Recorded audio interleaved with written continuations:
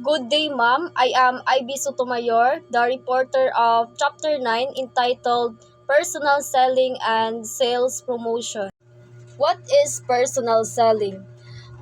Personal selling is a part of promotional mix which comprises a one-on-one communication between buyers. It is a face-to-face interface between the company representative and the customer. Example, a car salesperson meeting with a potential customer to show them different car models and features. There are certain circumstances that favor personal selling. Number one is product situation. Product situation is the more effective and efficient when a product is high value, when it is introductory stage or its life cycle, when it need personal attention to equal consumer needs.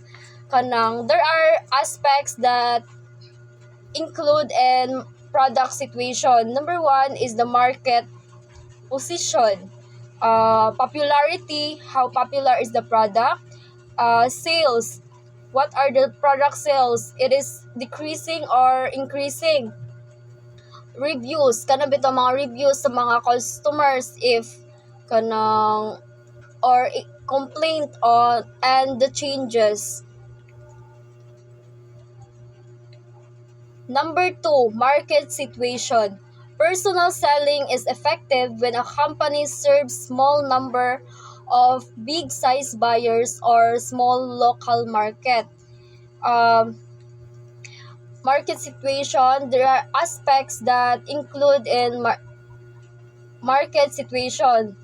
First, the economy.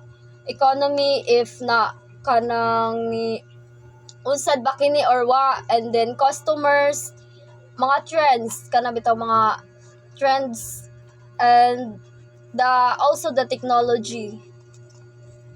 Company situation. Personal selling is best used when a company is not in a good position to practice impersonal communication media, or it does not have enough money for a big and regular advertising expense. Example ani niya is TechGenet, a young, innovative techno company specializing in developing user-friendly AI-powered software for small businesses. Number 4, consumer behavior situation. Personal selling should be implemented by a company when purchases are available but occasional, or when competition is at such a level that consumer entail pursuing and follow up. Ang example po ani niya is a high quality handcraft wood sweater made by a small ethnical fashion. Let's move on to sales promotion. What is sales promotion? Sales promotion is the temporary incentive set to the customers to have an increased sale for a special period. It is any strategy or activity used to encourage customers to buy a product or services. There are examples of sales promotion. First one is the trade consumer discounts. It is the most typically of sales promotion. Next is the gifting continuity programs. One of the most means to promote a store during holidays or when there is a massive walk-in project. Example ano niya is kanang bitong ini kanang December kanang sa Quintais Alturas, like manghatag silang mga gift bitaw if ma-purchase nimo na ang 100 imo ma-purchase, tagaan ka nilang baso or mga calendars. Next kay coupons. Coupons are used to prompt people to buy when they think the price is high, or it can be incentive to buy a product above the competitors.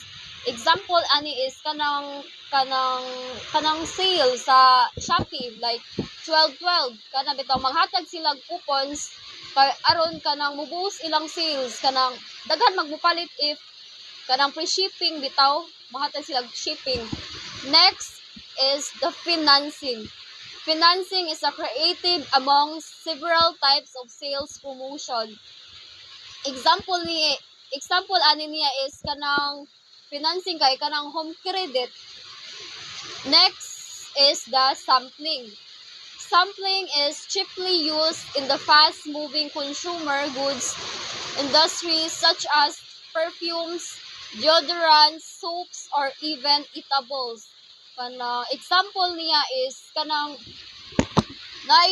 bitaw new nga bakery store.